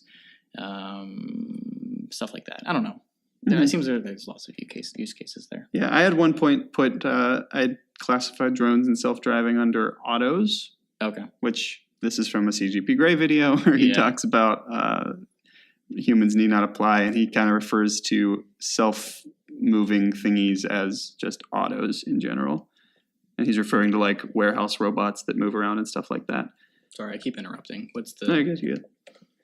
So we've got artificial intelligence, and so this is so closely related to the other ones, so it's hard I almost want to just lump robots and AI and self-driving and drones just as one thingy. Yeah. But blockchain, I think, is pretty distinctly different. So then here's where we get a little bit interesting. One of the things I have listed is sort of, the best words I have for it I wrote down, but it still doesn't, I don't think, encompass it, which is called economy on demand. Yeah. And app economy, which are two terms that I've heard. And this is probably the most controversial item on this list. So I know what you mean by economy on demand. What do you mean by app economy? I don't even know. I've just heard it, and I think it means about the same thing as economy on demand. But this is basically just like Uber allowing anyone to work anytime, and they have a platform with physical stuff like cars, but they don't have any capital invested, kind of thing. Yeah. Right. And I just think, I don't know. Do we think that's a definite future thing, or is this a little bit? Yeah, I think so. I think that also just feeds into the like people finding other jobs kind of thing, and being a more global economy. People are no longer, they no longer only know what the people in their small town thinks. They no longer only, share eggs and sugar with their neighbors. The internet exists now, so the world's a lot smaller in that case. So, yeah, I think so. All right, going a little farther here. I've got, these two are related. So access to space and also, well, no, they're not inherently related. Let's talk about access to space. Yeah, that's another one that I'm not entirely sure about. And because that's one of those things that I think is outside of my time, and it could go any number of ways. Like, do you think but I do think that it's... How likely do you think that you will go to space, assuming you want to go to space? I think that it's 50-50 that I'll make it to like low Earth or up orbit. 50-50? Really? Yeah. I mean... I think you've got pretty damn good odds right now, no? Yeah. I mean, better than 50-50, I would what say, is it like in your life? Isn't it like only like $200,000 to get on that Virgin Atlantic thing? Well, that no real like paying customers on that yet. Right. It's been very but still controversial. With Elon Musk is optimistic in his timelines, but he has the BFR plan. Yeah. He's been late to a lot of his things, but he's pretty much succeeded in everything though. Mm-hmm. So things like BFR, especially reusable rockets and just making space travel in general cheaper. One thing we talked about a couple episodes ago is that like you can make a trip you can make space travel cheap, but like sending satellites in space and going to the moon and resupplying the space station, there's a very limited, that's a limited supply or a limited demand. So they need to find other forms of income, and those other forms of income are going to be consumer. Yeah. But like I'm kind of thinking like 20 years out, but then also this extends to like in our lifetimes. Yeah, I'm thinking like maybe when I'm 80. Yeah. Like I think it's pretty damn definite, right? What is that? Yeah. Like that's lots of decades. Right. I mean, when did we land on the moon? 69. Mm-hmm. And we really haven't tried too much since then. So there's a lot of political things that factor into that aside from just the technology, but that's because up until a few years ago, all space travel was government. And now that private companies are getting into space travel, I see that kicking back up again, which we've already seen. Mm-hmm. If you would have asked NASA in the 90s if reusable rockets were possible, they would say definitely not. Why would we waste our money on that? And then Elon Musk comes around and they tried wasting their money on that with the space shuttle. Well, yeah, but they didn't try to reuse any rockets. They just reused the shuttle. They tried to reuse the rockets. Did they? Oh, okay. Yeah. Well, maybe I'm misinformed, but not very well. Not very successfully. But I guess we have Elon Musk, and to talk about Amazon again, we have Blue Origin. We have, even in Kentucky, there's this small company that's launching like these microsatellites. Have you heard about them? What is it called? I have no idea. But they're launching these satellites basically as big as a shoebox that could like measure different things, and you can basically. I think it was NPR did a few episodes about sending their own satellite. I hadn't heard of that. But yeah, I don't know. There's private. I guess the point is private industry is getting into it, and I think that's going to kick it back up, and especially with Elon Musk wanting to make it to Mars, or at least having some small moon base, which I think I've heard him talk about. I could see that definitely happening before I die. Sweet. Next up, I have global internet, and by that, so kind of like alternative internet. So you see, I think that's going to happen earlier. I think that'll probably be one of the first things to happen. We've got Elon trying Starlink, Google trying. Internet is so crucial to every single thing that we do. Yeah. That there would be it's a utility now. It's not. But what means do you think it will happen by? So like I was saying, you've got Google doing balloons, Project Balloon. You've got Facebook doing like loitering planes. You've got Elon doing Starlink satellite constellation. You got like 3 other companies doing satellite constellations. Where do you see this following? Satellite constellation seems like the most. I don't know. That seems like the most likely, but I also just don't know a lot about it. Mm-hmm. Like, what are we going to have balloons floating around everywhere, or are those masking a larger? Like those are mainly used for like third world countries. The balloon thing is tricky. Yeah, I think more Project Loon. Yeah. One thing about the like microsatellite thing, which is really cool, is so what they've done, or one thing, I don't know if they've done it or if they've just like talked about it as a possibility, but these things are so cheap now that they basically will have cameras on these satellites. So it's a big array of satellites basically in a straight line in half, in like covering half the Earth. Mm-hmm. And they would orbit the Earth one way and the Earth will spin the other way. So basically they can have like a live picture of the Earth like every 30 minutes. No, that's pretty cool. All right, I got 2 more. Augmented /virtual reality. Oh man, I can't wait for that one. How definite do you think that? Because that's actually the one, like, personally I would be the most skeptical about. Because it's just like we've got to get to a point where these things are like damn small and portable. Yeah, I'm not gonna pretend to be good at estimating any kind of timeline at any of these, but this is like another one that I think that kind of mixes in. That's like a precursor, I think, to like the like genetic modifying or like biotech type stuff. But I think what it would be to make that successful is contacts that have a display in them. And that's why I'm so skeptical, because like you're really pushing physics on that one. Right. I don't know. I mean, maybe like end of our lives kind of thing. But did you see the Magic Leap prototype thing? If it's new, then no, but I have seen it in the past like 2 years. Well, if you saw anything, then like a couple months ago, they released sort of an image of what the final Magic Leap is supposed to look like. I haven't seen that then. And it's sort of like goggles almost. Yeah. But then you've got like a little pack that you carry around with you, which is sort of like the computer that powers it. Yeah. But as if you get wireless as a result. So that's what you get out of that. So it's like goggles, which I'm assuming is doing something like HoloLens. Yeah, pretty HoloLensy. Yeah. Except what they do is apparently if you've got a virtual object, you can put your hand like behind it and things like that. And HoloLens, I don't think, has that ability right now. So is this tracking like 3D space too? Like this is inside out tracking? I think so. It's got a bunch of cameras, and I think it's trying to figure out, what's going on in the space around it. So I want to say like 5 years ago, I read this article about contact lenses that they got one color to show up. But basically what happened, what it was doing is it was charging using the electricity in your body. That's what was powering the display. And of course, there's like augmented reality on a phone.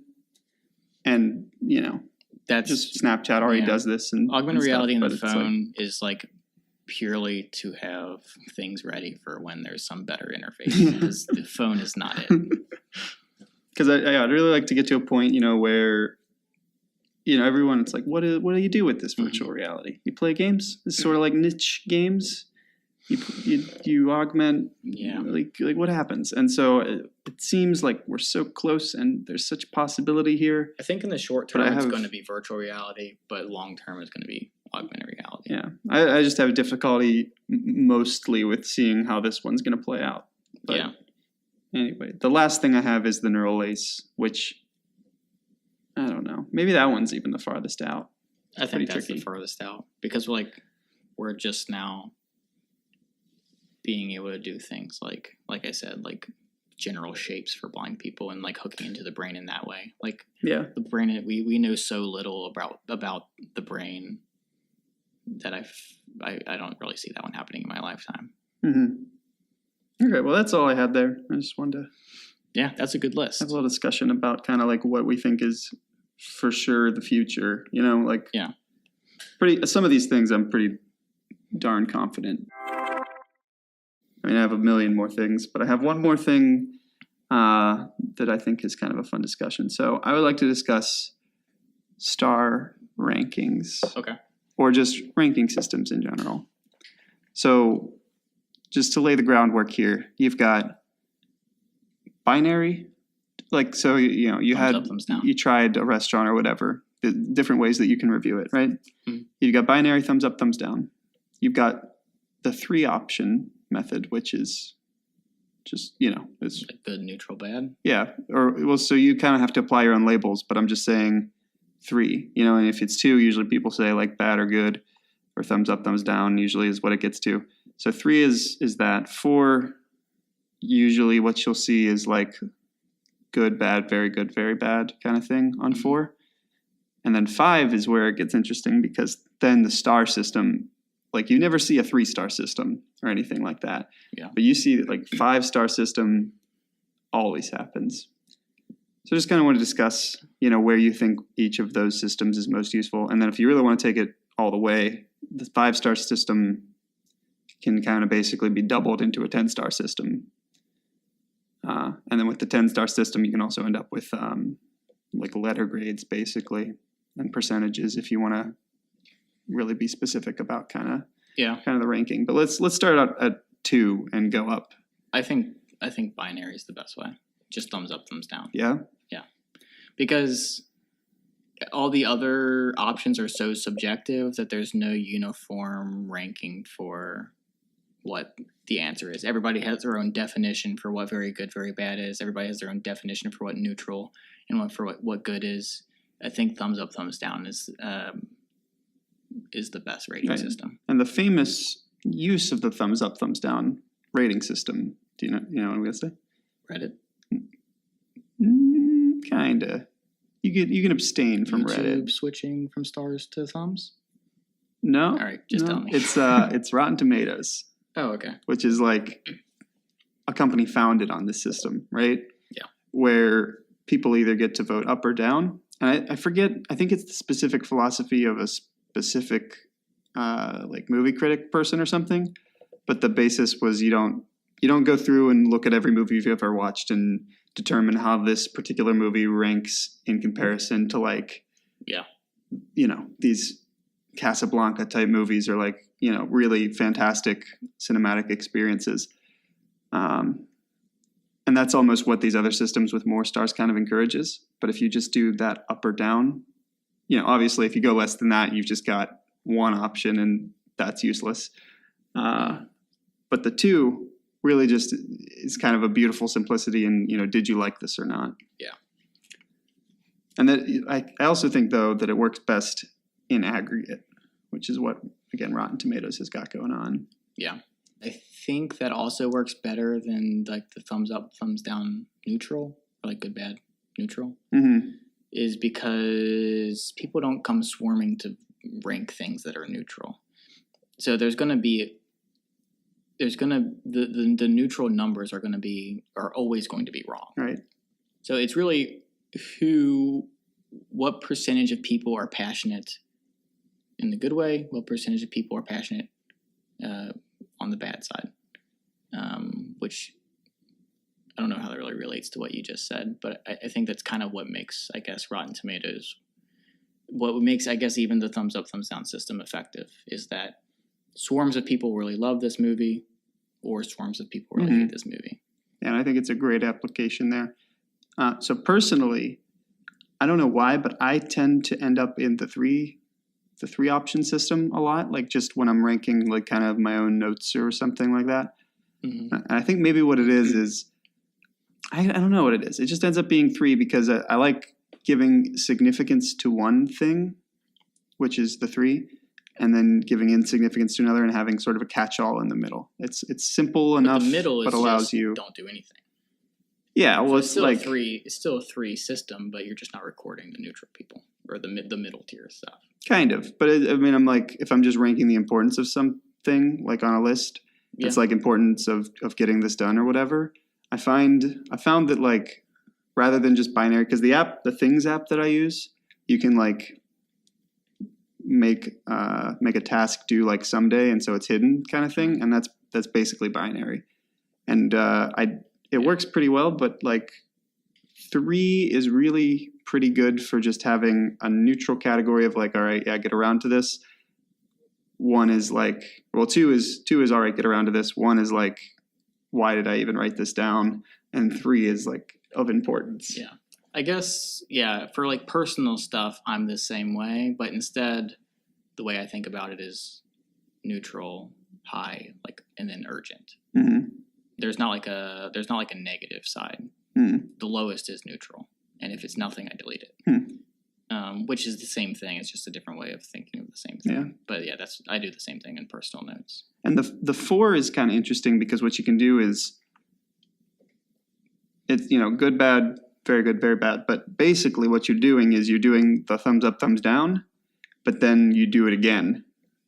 You really just decide which side you're going to land on, and then you decide how kind of passionate you feel about it. How are you ranking like personal things is a different question for me, If I'm making something that's public, definitely thumbs up, thumbs down is, in my opinion, the only way to do it. Yeah. But if it's something personal, so for example, I have an app where I rank, where I record like whiskeys that I've tried. Mm-hmm. In that case, I do like the star system, or maybe even I would like more granularity, because I do have my personal definition for what a 1 star, a 2 star, a 3 star, and so on. I have a definition for what that means.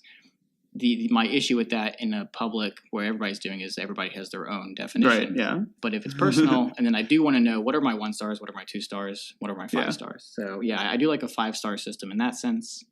Well, the other nice thing though about the 4-star system or 4 option system is that you can present 4 options to people. And then if you want, you could ignore whether they picked 3 or 4 or 1 or 2 and consolidate that down into a thumbs up, thumbs down system if you want, like on the back end.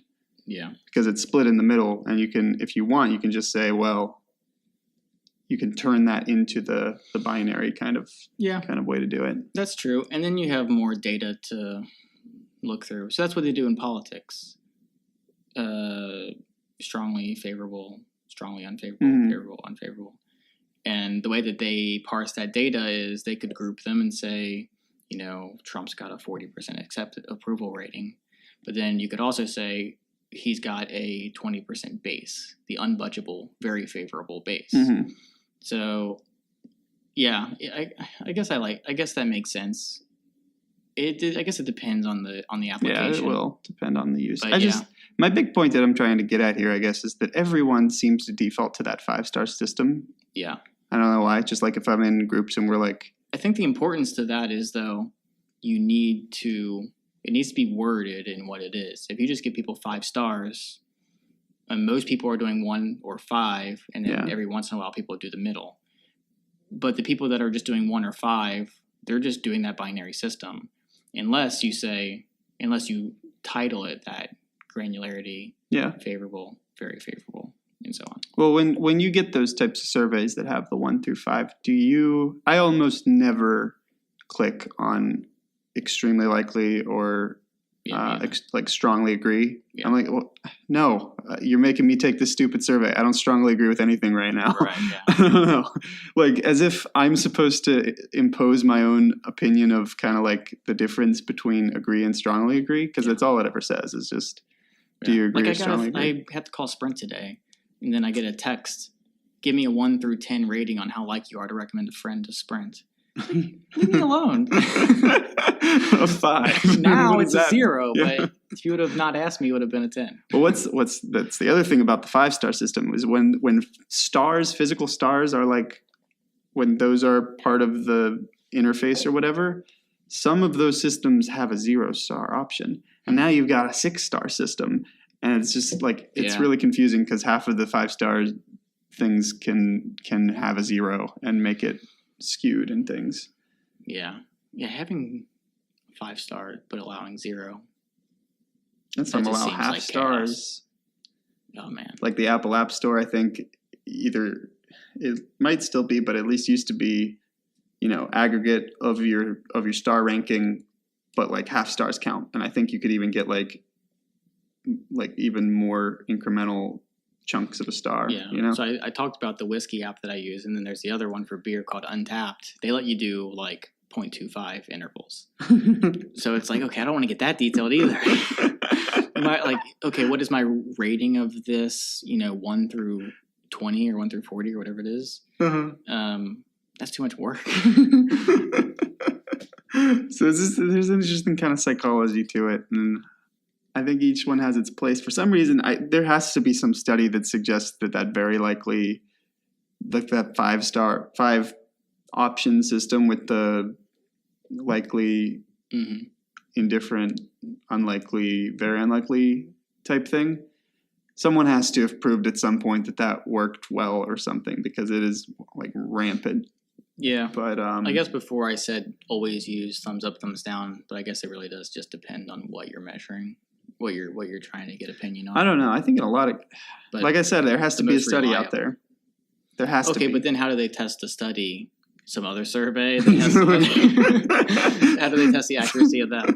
I was thinking, how great would it be, like, give people surveys that's like, how do you feel about the binary option ranking system? Yeah, but it's like rank this video 1 through 5, and then thumbs up, thumbs down. Was that ranking accurate? How did you like that ranking system? All right, so I guess we'll end it there. I have one more. Oh, okay. I have one more, and we can cut this maybe. But I'm gonna say this if we turn the microphone off, so I might as well say it while it's on. This came up in the conversation yesterday about kind of like we were talking about Trump and how he won the election. Which, oh boy! I hope this podcast like goes back in time and someone listens to it. Like, what? Somebody's like, no, he didn't. It's like, oh, thank you. But along the lines, you said they use this in politics kind of thing, so I'm going to use it as a segue here. But if you flip a coin once, okay, you have a 50% chance of getting heads. You agree? In general, like a if true it's coin on a completely flat surface, and there's no chance of. It's like a 50% chance. 50% chance. Yeah. What is the percent chance that what I just said is accurate when you flip that coin? Right? Like, what is the percent chance that you have a 50% chance, basically, is what I'm saying. And if it's a perfect coin, right? Like, this is a random number generator that either generates 1 or 2 on your computer, and it's like actually got a good. I want to say 100, but this sounds like a trick question. No, this is not a quick trick question. It's 100%. Okay.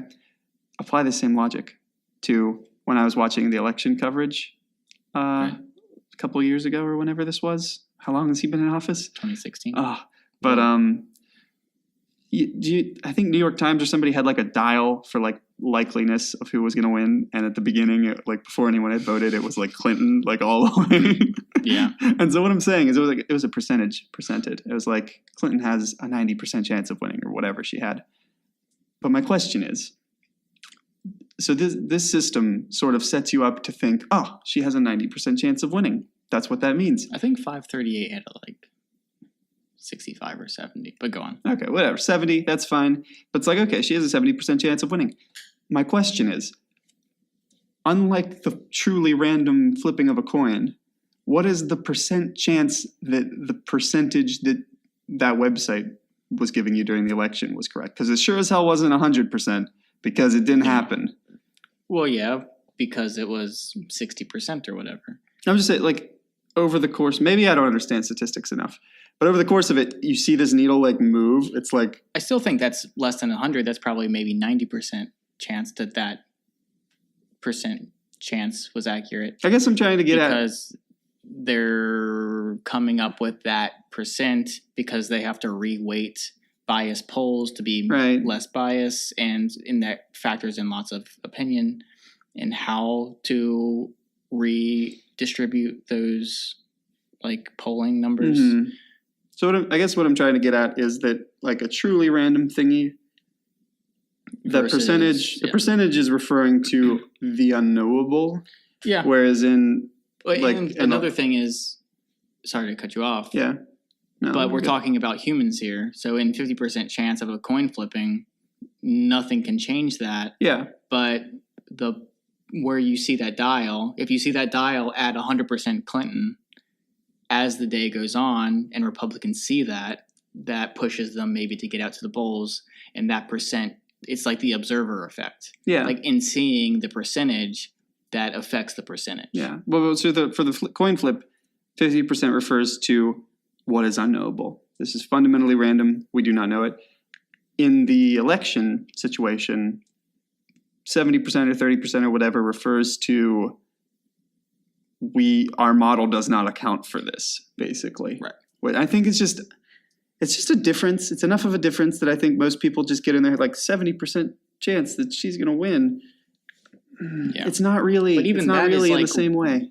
Yeah, that's like a little better than 2-to-1 odds. That's not 100%. It's not. It shouldn't be too surprising if somebody that only has a 35% chance or whatever it was of winning wins, because 30% of the time that's going to happen. Yeah. Or else it would have been 100. But yeah, I get what you mean. there's a lot more factors into that because of humans than the coin flip. But it's an interesting thing to think about, definitely. All right. Yep. Definitely splitting this into 2 episodes. There we go. Hopefully it's we're recording here. We've never really done a proper outro. Do we even want to worry about that? No, we don't. We don't want to worry about that. All right. Because we never even say our names. They know our names. They don't need to know our names. All right. You want to say our names?